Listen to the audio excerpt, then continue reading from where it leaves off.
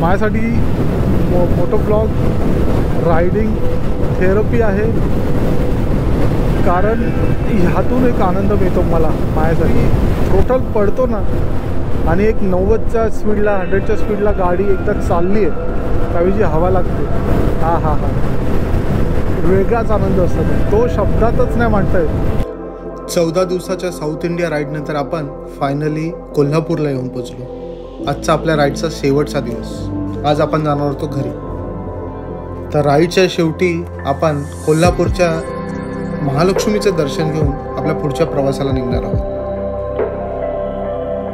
तर मित्र हो, मी ओंकाराने तुमचे स्वागत करतो आपल्या साऊथ इंडिया राईडच्या शेवटच्या भागात.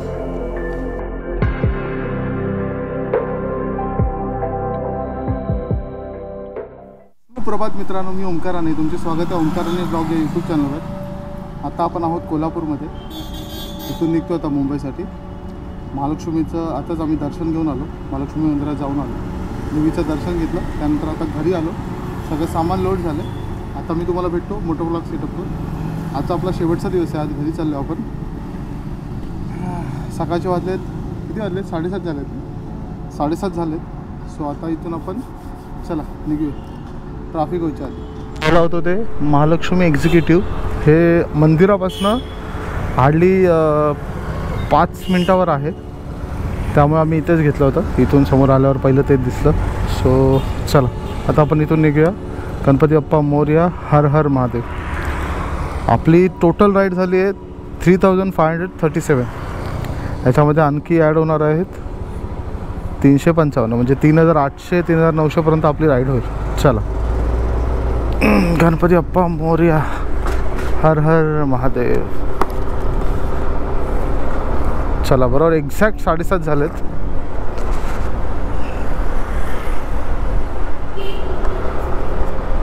सकाळी लवकर निघायचं कारण हे की नंतर ट्रॅफिक होतं खूप. थंडीने गोप्रो पण हँग झालं.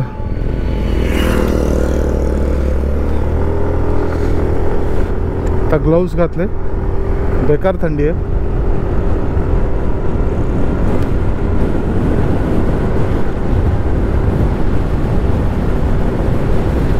आपण आता ॲक्च्युली 80-90च्या वर चाललो आहे, त्यामुळे थंडी जरा जास्तच लागते.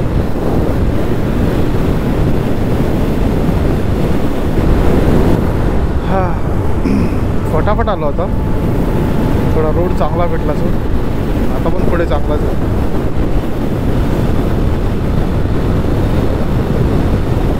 किती दिवसानंतर आपण महाराष्ट्रात येतो असं वाटतंय मला. महाराष्ट्रामध्ये किती दिवसानंतर आपण येतो असं मला फील होतं आता.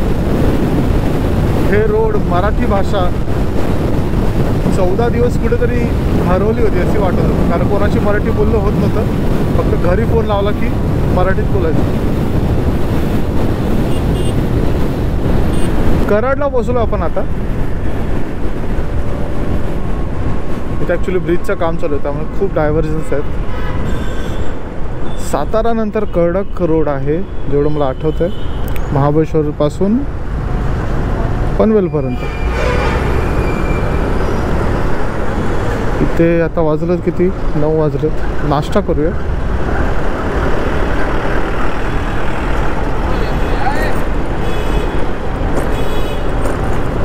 इथे राहू वाडामध्ये नाश्ता करूया. राहू कुठे?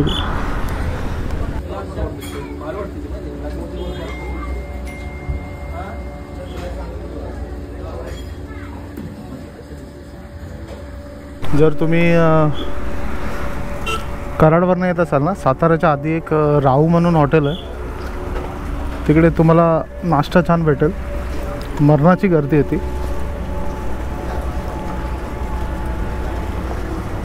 खेच चला इथून निघतो.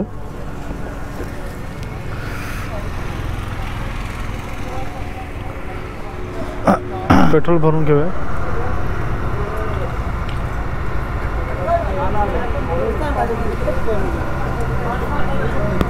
चला, आपण आता पोचलोय साताऱ्याला. सातारा हार्डली इथून खालून 2 किलोमीटर आहे.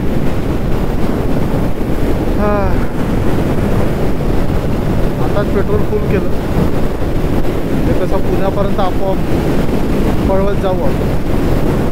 ॲरॉक्सची रेंज जवळपास 175 to 200 आहे. चला खंबाटकीचा टनल आला आहे. येताना आपल्याला घाट लागतो. चल खंबाटकी बोगदा.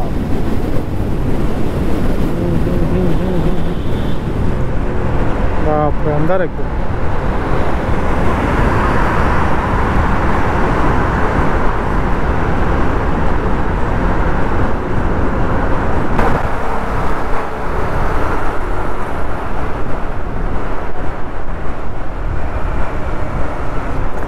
खेड शिवापूर टोल नाक्याला आता पोचलो आहे. पुणे येईल आताच थोड्या वेळात.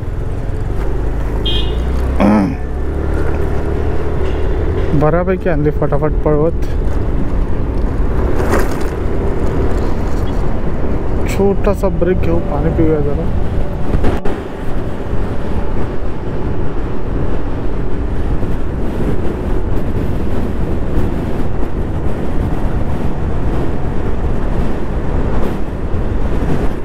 कात्रज बोगदा आता येईल, चालू होईल. आता समोर दिसतोय.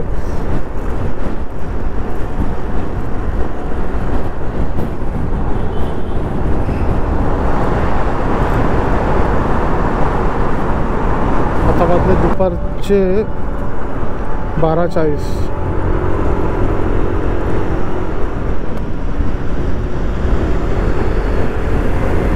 तासभर लागेल आपल्याला लोणावळ्याला पोचायला. तर थोडा पेस स्लो झाला आहे कारण ट्रॅफिक.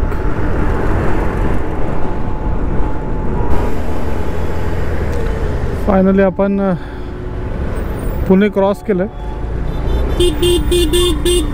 इथून लोणावळा 28 किलोमीटर आहे. काय जी मस्ती चालू आहे.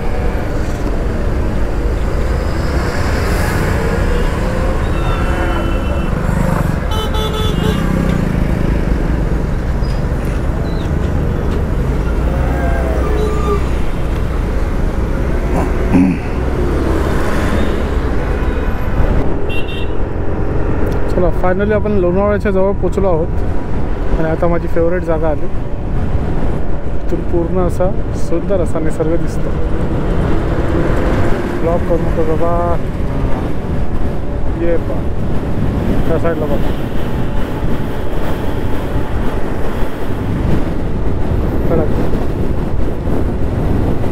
चला आपली आता राईड शेवटच्या टप्प्यात आहे. इथून आता डायरेक्ट घरीच जेवायला थांबतो आता थोडा वेळ लोणावळ्याला.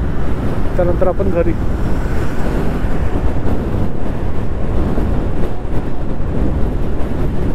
आता वाजलेत 2 वाजलेत जवळपास.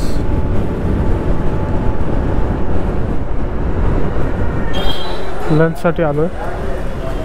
चला आता जेवण झालं आहे. वाजले दुपारचे 2:47. 3 वाजले जवळपास.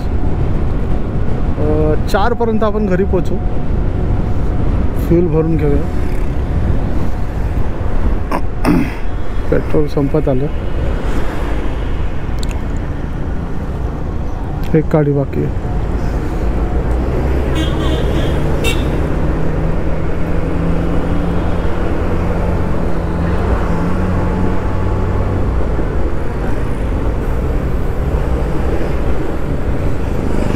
लोणावळा घाट आता आपण उतरतोय.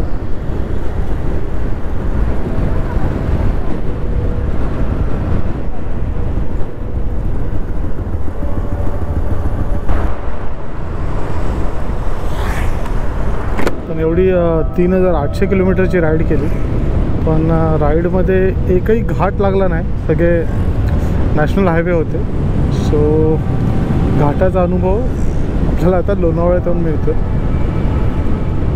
कोकणात मिळाले होते त्याच्यानंतर सांगतो. कर्नाटक आणि केरळ राज्यामध्ये कुठेच घाट लागले नाही. तमिळनाडूमध्ये पण.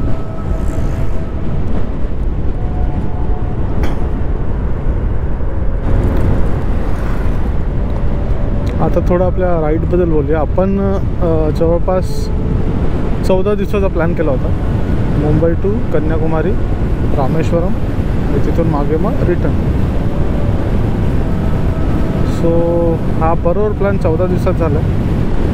कमी दिवसात पण झाला असता, फक्त एक लोकेशन आपण चेंज केलं, हम्पी ॲड केलं होतं. आणि ॲक्च्युली कोइंबतूर प्लॅन होता, आदियोगी स्टॅच्यू वगैरे ते करत यायचा, पण नंतर तो ड्रॉप केला प्लॅन. थोडं उलटं पडत होतं ते, त्यामुळे आपण आलो येताना बँगलोर आणि हम्पी करत. हम्पीचा पण प्लॅन होता, हुबळीला येणार होतो आम्ही, पण कुठेतरी मला व्हिडिओचा शेवट साऊथ इंडियामध्ये एखादं लोकेशन करायचं होतं, त्यामुळे हम्पी केलं. हम्पीला मी त्याआधी पण गेलो होतो. एक हेरिटेज साईट आहे आपली भारताची, आणि सुंदर लोकेशन आहे, सुंदर गाव आहे. सो ते सगळं आपण सगळं नाही फिरलो, फक्त एका दिवसात 2 मंदिर आहेत महत्त्वाचे, विजय विठ्ठला टेम्पल आणि आपलं विरूपक्ष मंदिर. ते 2 मंदिरं आपण फिरलो आणि मग बाहेरूनच सगळी लोकेशन बघत आपण कोल्हापूरच्या दिशेने आलो. तर आता मोठी राईड जर कोण प्लॅन करत असेल 60 दिवसाची किंवा 8 दिवसाची किंवा अशी साऊथ इंडिया राईड किंवा कोकण कोस्टल राईड करत असाल, सो त्याच्यासाठी पहिलं तर गाडी जी आपण यूज करणार आहात त्याची सर्व्हिसिंग प्रॉपर करून घ्या. ते फार महत्त्वाचं आहे, कारण पॅन्थरची पण आपल्या सर्व्हिसिंग आधी करून घेतली होती. जे काय ब्रेक पॅड्स वगैरे सगळं, जे काय ऑइल वगैरे, केबल, ब्रेक केबल, ते सगळं चेंज केलं होतं. त्याचं कारण असं की राईडच्या दरम्यान त्रास होतो. तसा काय आपल्याला पॅन्थरने त्रास दिला नाही, अजिबात दिला नाही. हवा तेव्हा पिकअप, हवा तेव्हा सपोर्ट पूर्ण केलेलं आहे राईडला. कुठे स्किट होणं काय नाही टेन्शन नाही आपलं. सो राईड एक नंबर झाली. अजून एक बोलायचं झालं तर साऊथ इंडिया राईड करायची असेल, तुमच्याकडे एक जी व्हेकल असेल, फॉर एक्झाम्पल कोण स्कूटर रायडर असेल किंवा कोणाची जी बाईक आहे ती कमी CCची आहे, 160, 150 किंवा जे काय 180, 200 CC, तुम्ही त्या बाईकने सुद्धा करू शकता. तुम्हाला स्वतःला कॉन्फिडन्स पाहिजे.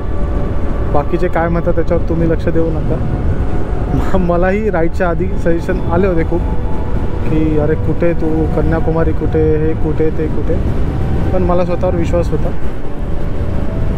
त्यामुळे ही राईड शक्य होऊ शकते. थोडेफार त्रास होतील सुरुवातीला, की अरे यार 400 किलोमीटर आहे, आजचं 200 किलोमीटर आहे. सो माझं मत हे आहे की पहिल्याच दिवशी तुम्ही जास्त किलोमीटर्स करा, तुम्ही प्रिपेअर होता, आणि त्याच्यानंतर कमी करा, 300, 200, 300, 200 असं करत करा. कारण इथून कन्याकुमारी हार्डली 1500 किलोमीटर आहे. तर जर तुम्हाला लोकेशन पाहत जायचं असेल तर 4 ते 5 दिवसात तुम्ही कन्याकुमारीला पोचता. तर मित्र, ट्रॅव्हल गरजेचं आहे खूप. त्याचं कारण मी सांगतो की साऊथ इंडिया राईडमधून खूप काही गोष्टी शिकता आल्या. पहिलं गोष्ट तर एवढी मोठी राईड करायची म्हणजे त्याचं प्लॅनिंग थोडंफार आलं, थोडंफार नाही पूर्णच आलं. कुठे राहू शकतो, कोणती मोठे सिटीज आहेत, कुठे स्टे चांगला मिळेल, कोणत्या कोणत्या लोकेशन्स आपण कवर करू शकतो, या गोष्टी त्या प्लॅनिंगमध्ये आल्या. सो काही गोष्टी आपण ह्या राईड दरम्यान नकळत शिकलो. पहिली गोष्ट तर पेशन्स.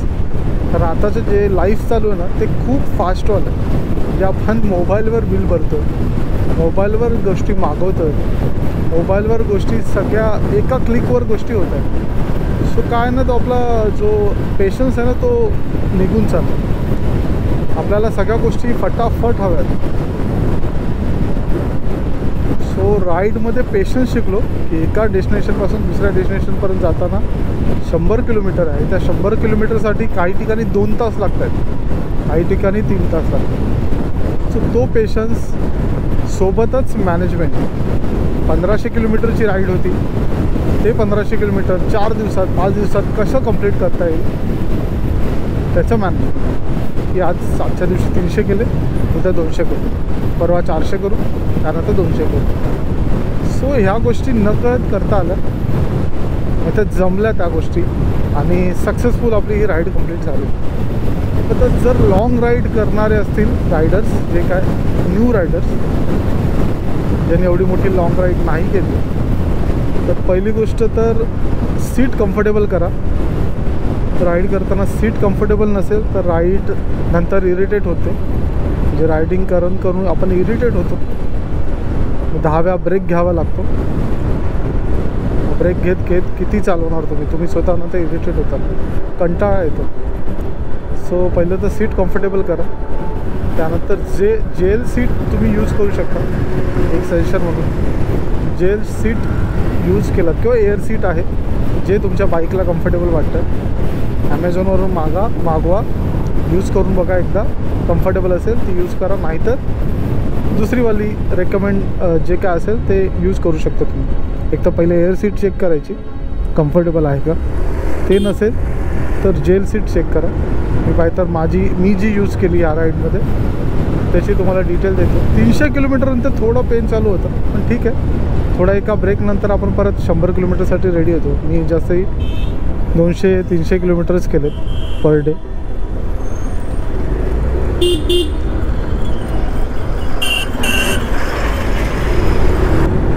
सोबतच काय असतं माहिती आहे का, ज्यावेळी ग्रुप असतो, ग्रुपने तुम्ही रायडिंग करत असता त्यावेळी एकमेकांसोबत कॉम्पिटिशन वगैरे ठेवू नका. मेन तर एक ग्रुप जसा डिसाईड करतो की हा पहिला जाणार आहे, हा मागे जाणार आहे, हा सगळ्या शेवटी जाणार आहे. टेल आणि हेड डिसाइडेड असतं आणि मधली जी रेंज असते ती 3-4 रायडर्सची असते. जेवढा ग्रुप असेल ते मधले रायडर्सची असते. सो त्यानुसारच त्याच रूल्स जे असतात बेसिक ते फॉलो करायचे. प्रत्येक राज्यामध्ये काही ना काही रूल्स आहेत, सिग्नल्स आहेत, त्या गोष्टी त्यानुसार पाळायच्या.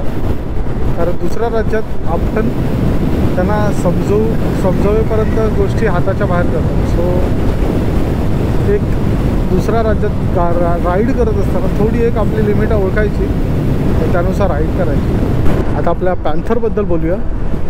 पॅन्थर एक नंबर एकदम. त्याने एवढा भारी परफॉर्मन्स दिला आहे ना, म्हणजे तुम्हाला मी सांगतो 100वर क्रूज होत होतं. क्रूज रोड रिकामी असेल तर 110 मॅक्सिमम 110 गेलं, त्याच्यावर गेला नाही. कारण सामान आपलं भरपूर आहे. सॅडल बॅग्स आहेत, डिक्कीमध्ये सामान आहे, टॉप बॉक्स आहे, प्लस मागे पिलियन आहे. So 110 is enough. त्याचं एक्सपेक्टेशन माझं 100-105च होते, जास्त ठेवत नाही मी. कारण एवढं लगेज घेऊन पळणं शक्य नाही आहे. आणि 155 cc इंजिन आहे, R15चं इंजिन आहे. सो परफॉर्मन्स एक नंबर दिला आहे. As per digital console 33 point समथिंगचा एव्हरेज दिला आहे, मायलेज दिला आहे. सो तो ठीक आहे. मी 30च पकडत होतो कारण मी पळवत होतो, काय ठिकाणी 90-100 होतं. सो बऱ्यापैकी चांगला मायलेज दिला आहे आपल्याला गाडीने.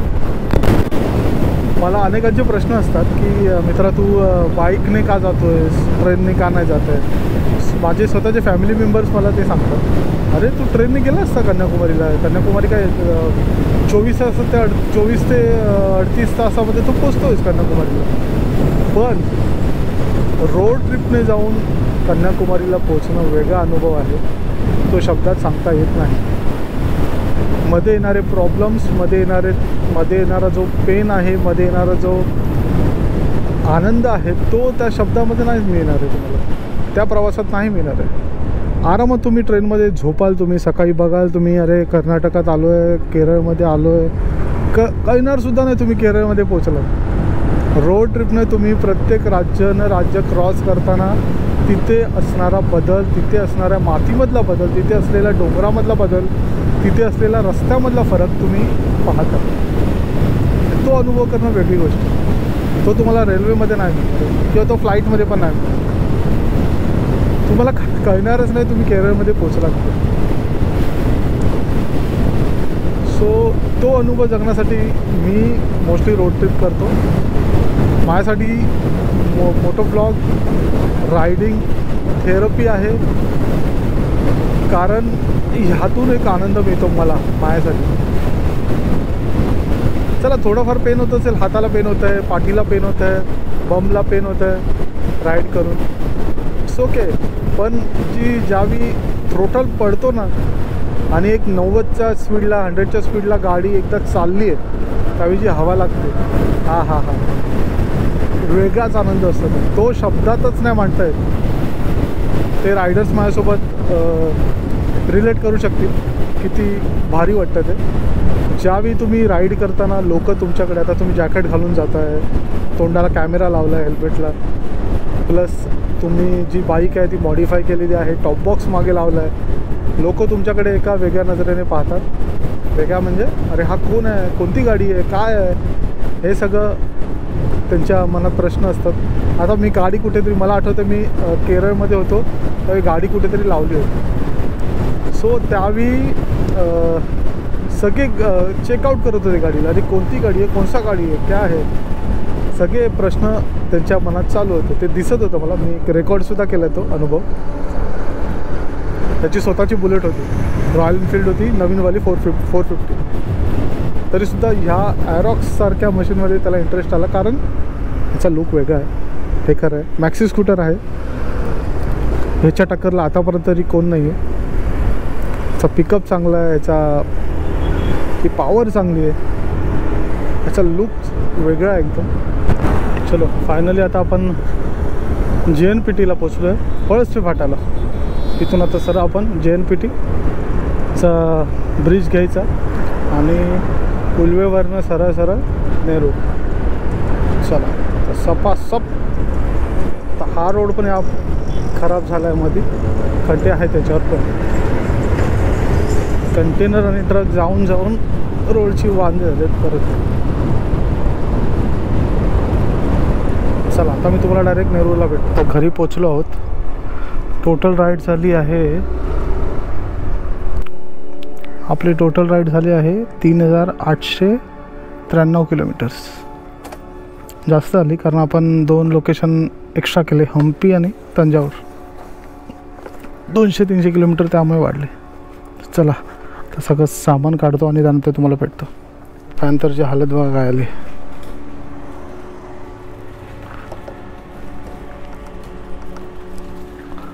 उद्या वॉश करावं लागेल.